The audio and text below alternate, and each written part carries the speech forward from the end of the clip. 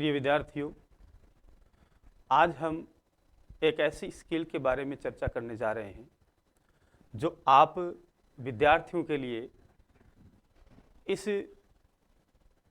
Competition की दौड़ में कारगर साबित होगी और सफलता का एक नया आयाम आपको मिलेगा। क्योंकि कई बार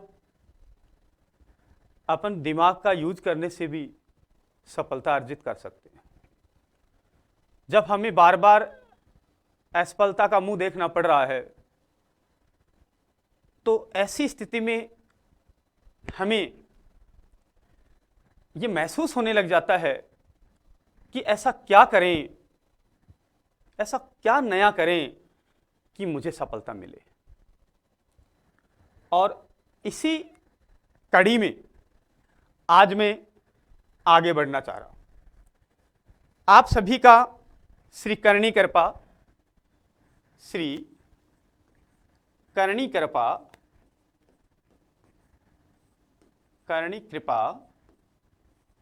स्टेनो क्लासेज से झोटवाड़ा जयपुर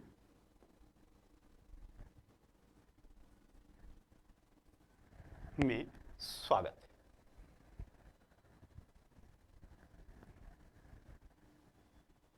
श्री करणी कृपा स्टेनो क्लासेज 15 साल से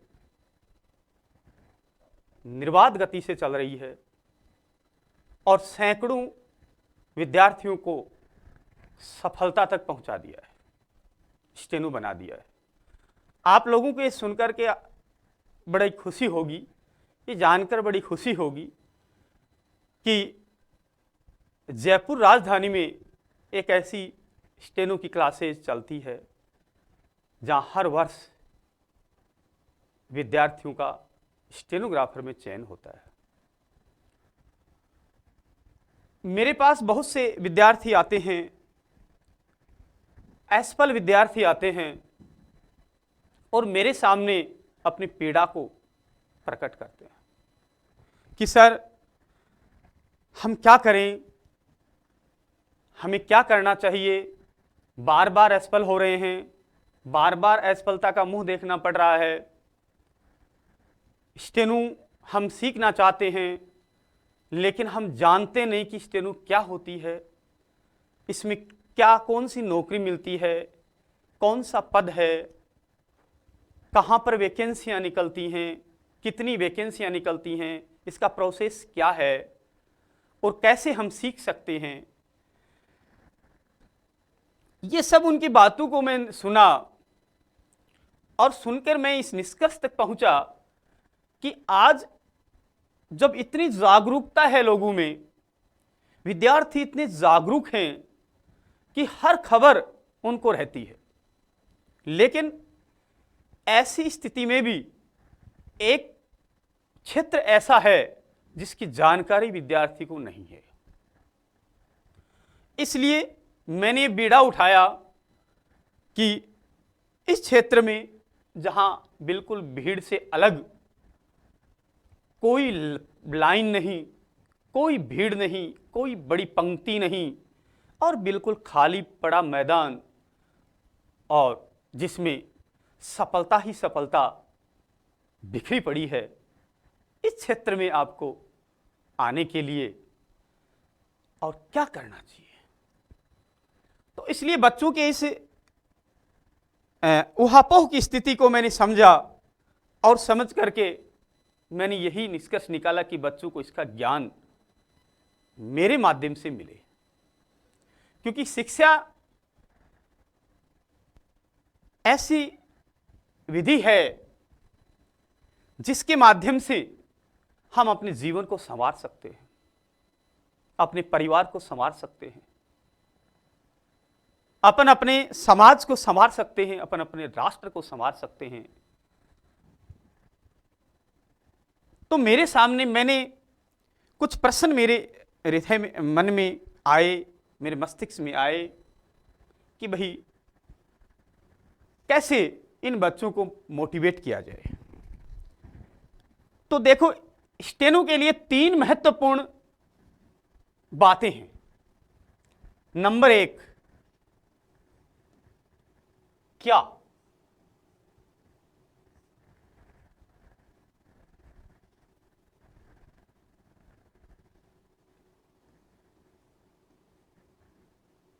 क्या? एक तो ये। दूसरा, क्यों?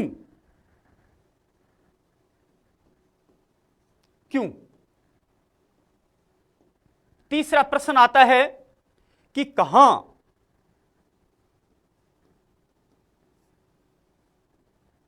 चौथा प्रश्न आता है कैसे?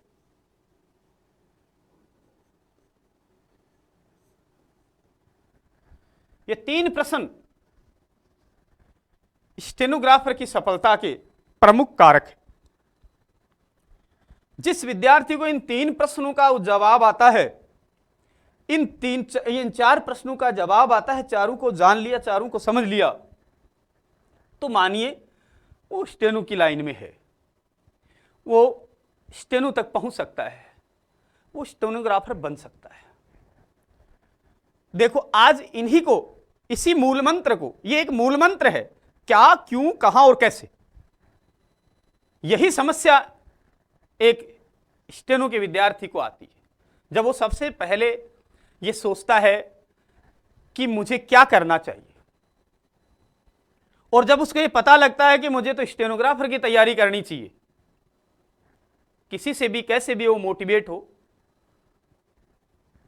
लेकिन फिर उसके मन में, उसके मस्तिष्क में एक विचार कौनता है, एक भाव आता है मन में कि यह है क्या। क्योंकि जब तक आपको यह नहीं पता लगेगा कि स्टेनो है क्या, तब तक आप उसको सीखना नहीं चाहेंगे या सीख नहीं पाएंगे। क्योंकि किसी भी लक्ष्य को हम निर्धारित करते हैं सबसे पहले, और उस लक्ष्य को निर्धारित करने के पश्चात उसको जो है क्रियान्वित करते हैं। तो क्रियान्वयन करने से पहले उसको लक्ष्य को निर्धारित करना पड़ता है।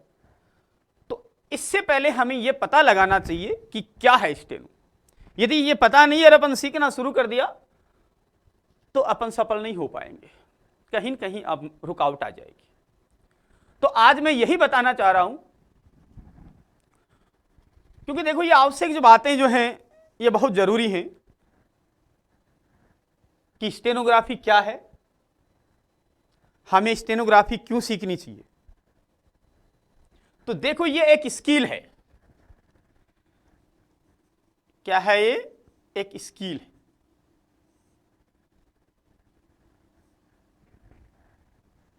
और इस स्किल को सीखने के लिए हमें सबसे पहले तैयार होना पड़ेगा, प्रिपेयर होना पड़ेगा, मन और मस्तिष्क दोनों से प्रिपेयर होना पड़ेगा, तभी जाकर के हम स्किल को समझ पाएंगे और सीख पाएंगे।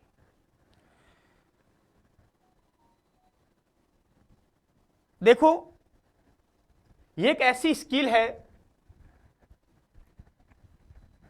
जिसको आपको आरंभ से सीखना पड़ता है। ये एक लैंग्वेज है, एक भाषा है। जैसे आपने एलकेजी क्लास में हिंदी सीखी, इंग्लिश सीखी, ठीक उसी प्रकार से इसको सीखना है। हिंदी में अपन ने सबसे पहले क्या सीखा? वर्णमाला। वर्णमाला सीखी सबसे पहले, यही वर्णमाला इसमें सीखनी है। उसके बाद अपन ने शब्द बनाने सीखे, यही शब्द बनाने इसके अंदर सीखने हैं। उसके बाद हमने वाक्य बनाने सीखे,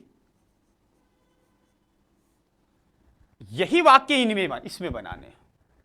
तो वर्णमाला, शब्द और वाक्य। फिर देखो हमें लिखना आना चाहिए, हमें पढ़ना आना चाहिए। लिखना, पढ़ना और बोलना। ये तीन चीजें जैसे हिंदी में अपने को सीखनी होती हैं, वैसे ही शॉर्ट हैंड में हमें सीखनी होती है कि पहले अपन लिखना सीखें, उसके बाद अपन पढ़ना सीखें और बोलना सीखें। यही शॉर्ट हैंड में होता है, यही इस स्टेनोग्राफी में होता है। अब देखो, अपन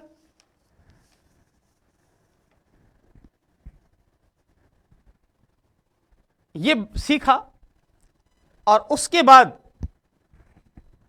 अपन लिखना सीख गए, उसको वापस पढ़ना सीख गए और उसका रूपांतरण जो टाइप के माध्यम से होता है वो रूपांतरण करना सीख गए। उसके बाद हमारी एक प्रथम सीढ़ी जो कहते हैं सफलता की पहली सीढ़ी हम पार कर जाएंगे, क्योंकि स्टेनो जो है एक ऐसी स्किल है जो हमारे मस्तिष्क को साफ करती है, शार्प, बिल्कुल शार्प बना देती है, तीक्ष्ण बना देती है, समझने की कैपेसिटी, समझने की क्षमता को कई गुना बढ़ा देती है। एकाग्रचित्ता, एकनिष्ठता, तन्मयता, सक्रियता, जागरूकता और अनुशासन, इनको विकसित करने की एक कला है, एक स्किल है स्टेनोग्राफी।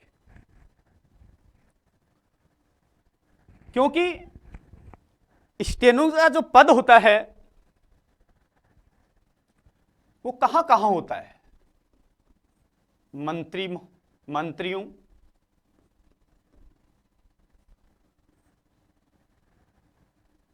और आईएएस अधिकारी, आरएस अधिकारी आदि जो अधिकारीगण होते हैं उनके पास ये पद होता है। और सीधी सी बात है कि किसी इतने बड़े अधिकारी मंत्री के पास कोई पीए की पोस्ट पर रहेगा, स्टेनोग्राफर के पद पर रहेगा, तो उसमें ये सारी चीजें आवश्यक हैं, ये सारी विशेषताएं उसमें होनी चाहिए। उसमें अनुशासन, तन्मयता, एकाग्रचित्ता, जागरूकता, इन विशेषताओं का होना अत्यावश्यक है। अब अपन इसलिए ये अपन ने जान लिया कि ये है क्या, ये एक स्किल है, ये एक कला है, क्या पद है, कहां पर इसकी पोस्टिंग है, कहां पर हम लगेंगे, ये सब अपन ने इसके माध्यम से जाना। तो सबसे पहले तो हमें यही पता होना चाहिए कि क्या है और ये कैसे अपन सीखते हैं। जैसे एलकेजी में अपन हिंदी सीखते हैं, अंग्रेजी सीखते हैं, उसी भांति जो है इसको सीखा जाता है। फिर दूसरा प्रश्न अपना है कि क्यों, ये हम क्यों सीखें। देखो, इस स्किल को सीखने के लिए ये जरूर हमारे मस्तिष्क में कौन देगा विचार कि आखिर हम इसे को क्यों सीखें, क्या कारण है कि हम इसको सीखें। देखो, इसके कई कारण हैं। नंबर 1,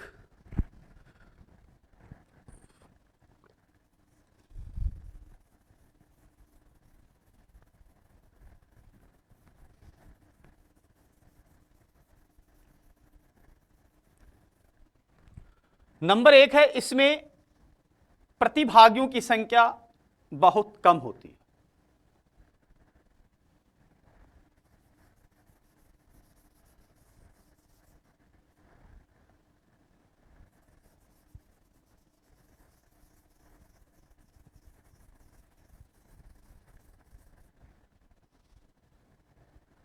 प्रतिभागियों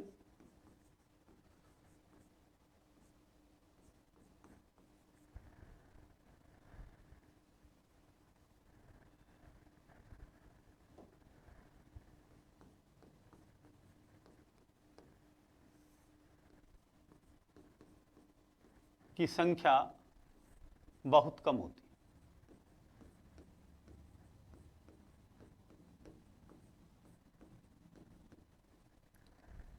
कंपटीशन नहीं है इसके अंदर, क्योंकि लोगों को पता ही नहीं है। 90% लोग ऐसे होते हैं, 90-95% लोग जिनको पता ही नहीं है कि स्टोरी स्किल क्या होती है।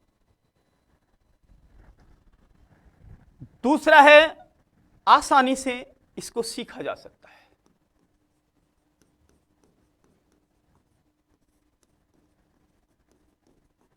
सीखा जा सकता है।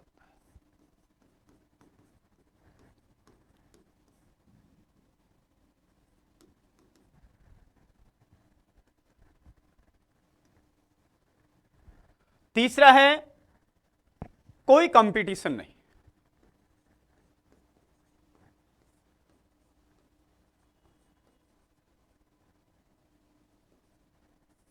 कोई कंपटीशन नहीं। यदि अपनी अच्छी स्पीड बन गई, अपनी एक्यूरेसी आ गई, 100% एक्यूरेसी से अपन लिखते हैं और 100 के लगभग स्पीड है, तो सफलता तय है।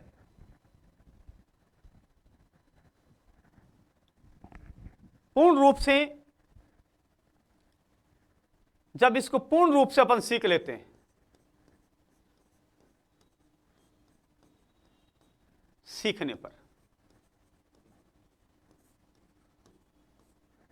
पूर्ण रूप से सीखने का मतलब यह है कि हमारी स्पीड 100, 110, 120 यदि हो जाती है तो हमारी सफलता निश्चित हो जाती है, तय हो जाती है कि भाई सफलता हमें मिल जाएगी। लेकिन इसके साथ अपनी शुद्धता भी जरूरी है, एक्यूरेसी भी जरूरी है। ये नहीं कि अपन 100 की स्पीड से लिख रहे हैं लेकिन एक्यूरेसी अपनी 50% ही है। शुद्धता भी इसमें जरूरी है, जो अब चर्चा करेंगे शुद्धता पर भी थोड़ी।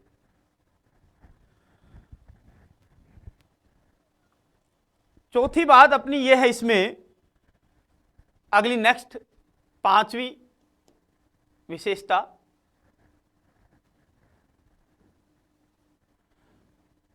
कि इसकी वैकेंसियां बहुत निकलती हैं।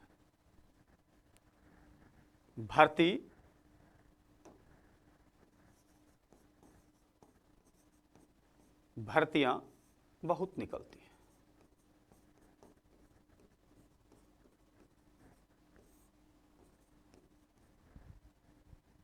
कहां कहां निकलती हैं? जैसे एसएससी हर साल निकलती है, बैंक, यूनिवर्सिटी,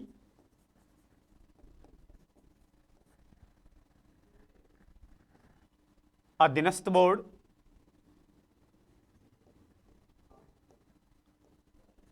अधीनस्थ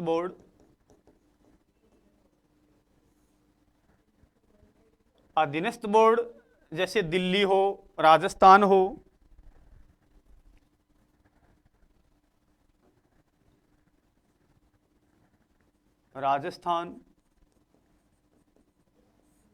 व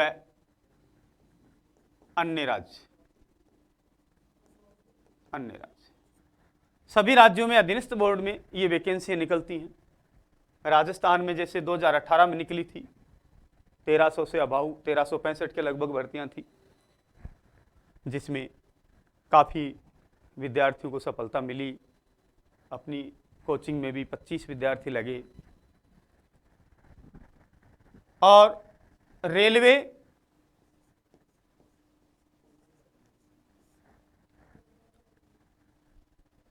पैरामिलिट्री,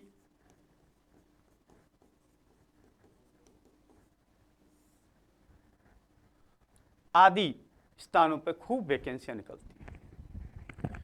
अभी हाई कोर्ट की एसएससी की वैकेंसी आने वाली है अगस्त में। हाई कोर्ट की वैकेंसी अभी विज्ञप्ति जारी होने वाली है। अधीनस्थ बोर्ड की विज्ञप्ति जारी होगी जल्द ही। और जॉब ने यूनिवर्सिटी की विज्ञप्ति जारी हो चुकी है, 15 जून को जारी हो चुकी थी। तो इस प्रकार से इसमें ये ऐसा भी नहीं है कि वैकेंसी नहीं निकलती हैं, खूब वैकेंसी निकलती हैं और बड़े आश्चर्य की बात है कि वैकेंसियां ज़्यादातर जगह खाली जाती हैं, कैंडिडेट मिलते ही नहीं है। अगली जो विशेषता है कि अपने को क्यों सीखनी चाहिए वो ये है कि योग्यता जो है सीनियर पास, सीनियर सेकेंडरी,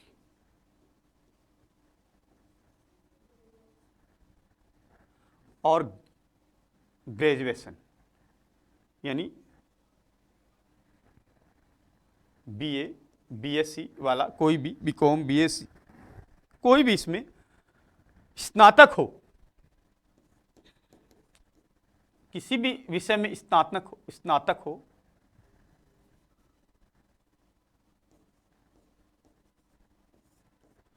वह इसमें योग्य है और अप्लाई कर सकता है। अगली ग्रेड पे सम्मानजनक,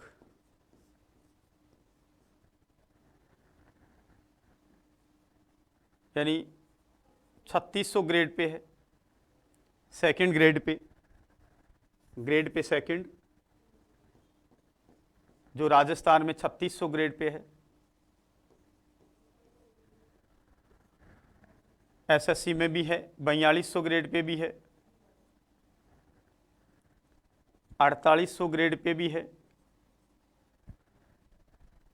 फर्स्ट ग्रेड में जैसे विधानसभा रिपोर्टर वगैरह जो है अच्छी ग्रेड पे है, प्रमोशन अच्छे हैं, पदोन्नतियां अच्छी हैं,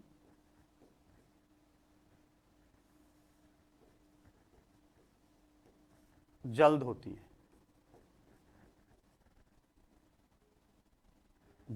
है, ये कुछ कारक थे कि हमें शॉर्ट हैंड क्यों सीखनी चाहिए, जो मैंने आपको बताई। अब देखो शॉर्ट हैंड, तीसरा अपना जो मूल मंत्र है उसका बिंदु है,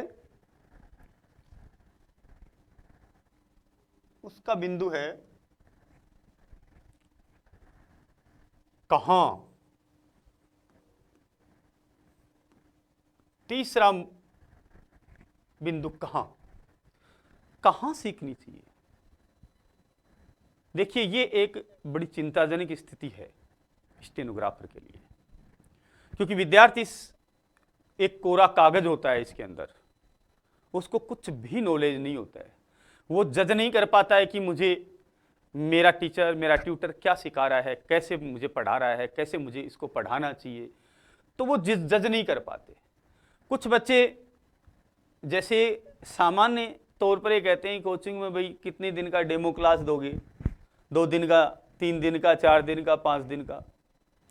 तो डेमो क्लास जैसे कि मान लो किसी स्टूडेंट ने 3 दिन का डेमो क्लास ले लिया तो वो जज नहीं कर पाएगा अपने ट्यूटर को, अपने प्रशिक्षक को कि वो कैसा है, कैसा पढ़ाता है, क्या वो मेरे को सफलता दिला सकता है, क्या उस ट्यूटर में वो सारी विशेषताएं हैं, वो सारी खूबियां हैं जो एक स्टेनोग्राफर के प्रशिक्षक में होती हैं।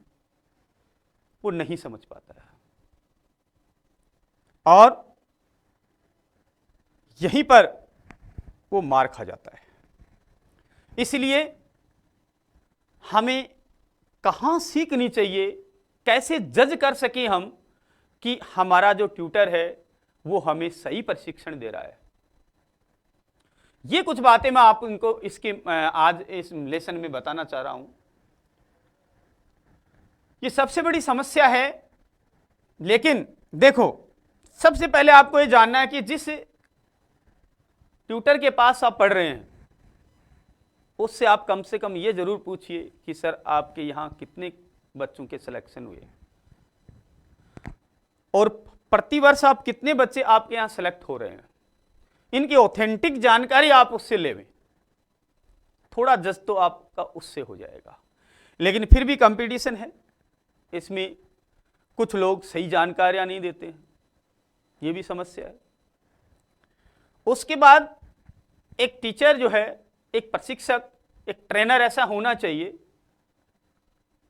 जिसकी स्टेनोग्राफी में स्पीड कम से कम 120 शब्द प्रति मिनट होनी चाहिए। उसकी स्पीड 120 प्रति मिनट होनी चाहिए।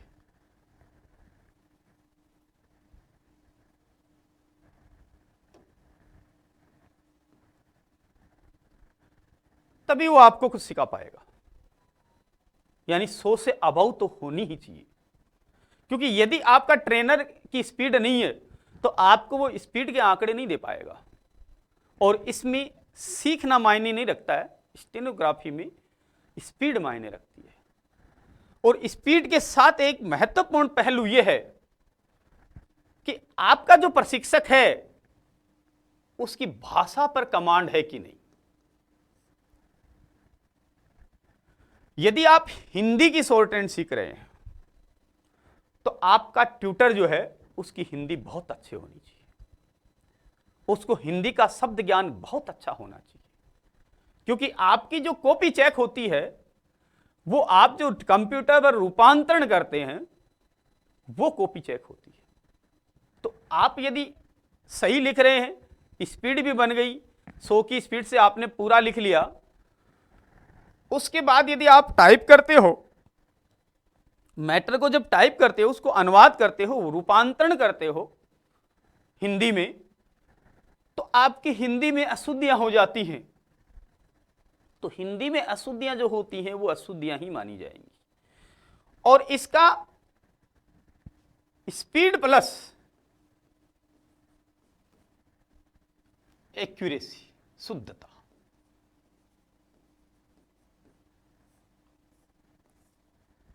ये दोनों का सम्मिश्रण जब होता है तब सफलता मिलती है। यदि आपकी स्पीड 120 है, 110 है, 100 है, 100 से अबाउ है, लेकिन आपकी एक्यूरेसी, शुद्धता 50% है या 70% है या 80% है, तो आप सफल नहीं हो सकेंगे। क्योंकि आपकी जो मार्किंग है वो स्पीड से होती है, ये शुद्धता से होती है, एक्यूरेसी से होती है। तो इसलिए स्पीड प्लस एक्यूरेसी, ये इनका दोनों का सम्मिश्रण होना जरूरी है। तीसरी बात इसमें मैं और जोड़ता हूं, टाइपिंग।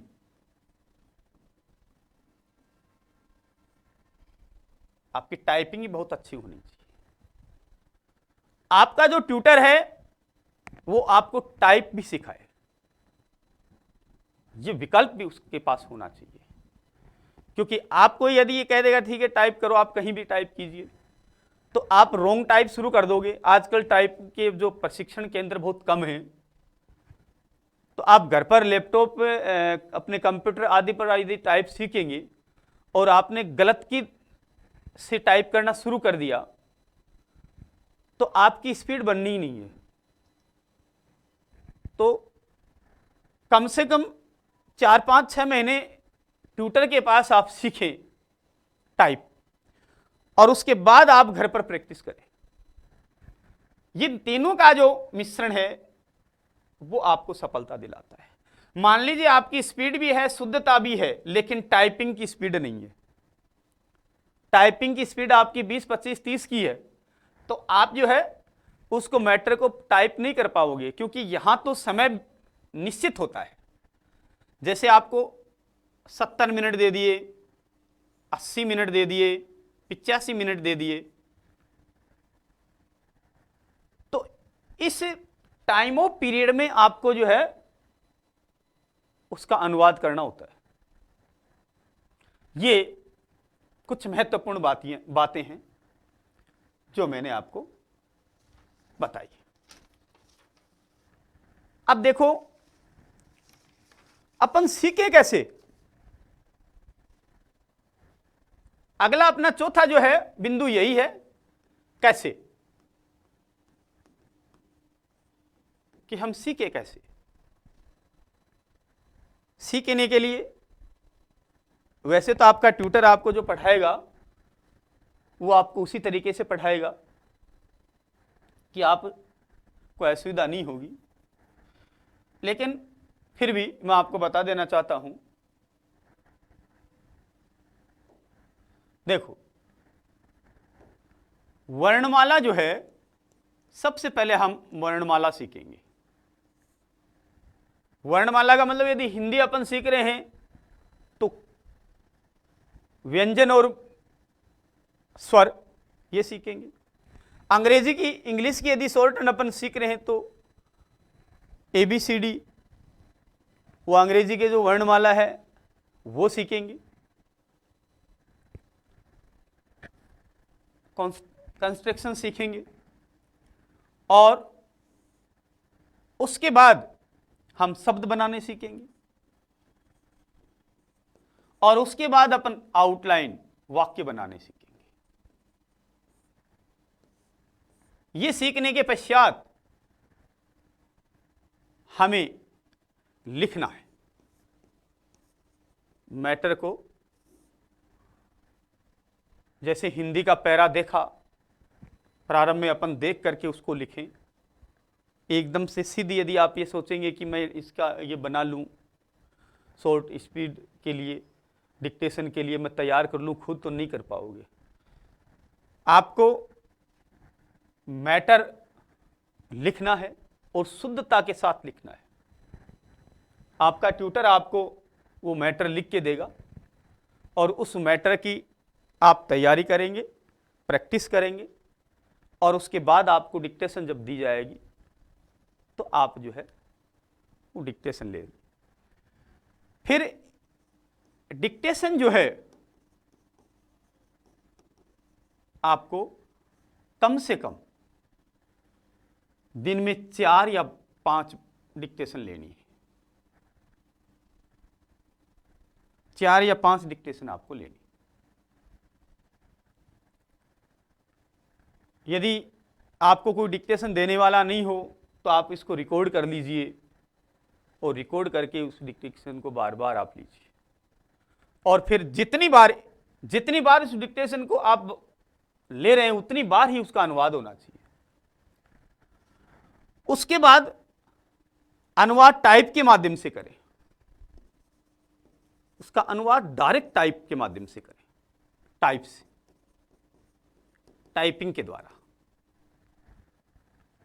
और उसमें देखें कि मेरे को कितना समय लगा है, समय का भी आकलन करें, कितना समय लगा है। यानी मैंने जो है 70 मिनट में या 80 मिनट में कितने शब्द लिखे, कितने शब्द लिखे, कितने शब्द टाइप कर दिए, ये आपको देखना है। फिर जो शब्द मैंने टाइप किए हैं वो कितने शुद्ध है, वो एक्यूरेट कितने हैं, एक्यूरेसी क्या है, पर डे का आपको ये करना है। देखो सबसे बड़ी समस्या आजकल ये है कि स्टूडेंट जैसे उसकी स्पीड हो गई 100 की स्पीड से लिखता है, लेकिन फिर भी उसका सिलेक्शन नहीं हुआ तो क्या होता है, वो निराश हो जाता है। यदि उसका सिलेक्शन नहीं हो रहा है तो उसको कहाँ कमजोरी रह गई, उस कमजोरी को देखना है। जैसे मैंने अभी बताया कि उसकी टाइपिंग की स्पीड भी अच्छी होनी चाहिए, एक्यूरेसी अच्छी होनी चाहिए और स्पीड भी होनी चाहिए। ये तीनों का मिश्रण जब होगा तो उसको कहीं भी दिक्कत नहीं आएगी। लेकिन फिर भी कोई भी रीजन हो सेलेक्ट नहीं हुआ तो उसको हताश नहीं होना है। यहाँ स्टेनो में क्या होता है, वो बच्चे हताश हो जाते हैं और उसके बाद वो दूसरी लाइन पकड़ लेते हैं, कोई और कंपटीशन की तैयारी करने लगते हैं, तो कहीं के नहीं रहते हैं। और इसको छोड़ने के बाद यदि आप इसको 5-6 महीने छोड़ दिया, 5-6 महीने यदि छोड़ दिया तो आप उसको भूल जाओगे और भूलने के बाद आपकी हिम्मत नहीं होगी किसी और कंपटीशन वापिस यदि एग्ज़ाम आई, कहीं दूसरी जगह विज्ञप्ति जारी हो गई, आपकी एग्ज़ाम है तो आप उसमें परफॉर्मेंस अच्छा नहीं दिखा पाएंगे। ये सबसे बड़ी समस्या है। तो इसलिए निराश हताश नहीं होना है, लगे रहना है इसी में। दूसरा टारगेट नहीं चेंज करना है, अपने को एक लक्ष्य पर ध्यान रखना है। लक्ष्य यदि एक होगा तो कोई दुनिया की ताकत नहीं है कि हमें सफलता नहीं मिले। लेकिन ईमानदारी के साथ, मेहनत के साथ, लगन के साथ, कर्तव्य निष्ठा के साथ और पूर्ण जज्बे के साथ और जुनून के साथ अपने को तैयारी करनी है, सफलता आपके कदम चूमेगी। तो मैं यही कहना चाहूंगा कि मुश्किलें दिल के इरादे आजमाती हैं, स्वप्नों के पर्दे निगाहों से हटाती हैं, यूं गिरकर हार मतो मुसाफिर, ठोकर इंसान को चलना सिखाती है। यानी आप जरूर एक न एक दिन सफल होंगे, ये मेरा दावा है, यदि लगे रहेंगे। कोई बात नहीं, एक बार सफल नहीं हो तो दूसरी बार सफलता मिलेगी आपको, तीसरी बार मिलेगी, जरूर मिलेगी, यदि उसी में आप लगे रहें। और ये समय है कुछ कर गुजरने का, कुछ करके दिखाने का, सफल होने का। और इस समय यदि निकल गया तो आपके पास कुछ नहीं बचेगा। इसलिए समय की पहचान करना सीख जाओगे, उस दिन आप सफल हो जाओगे। यही कहना चाहता हूं।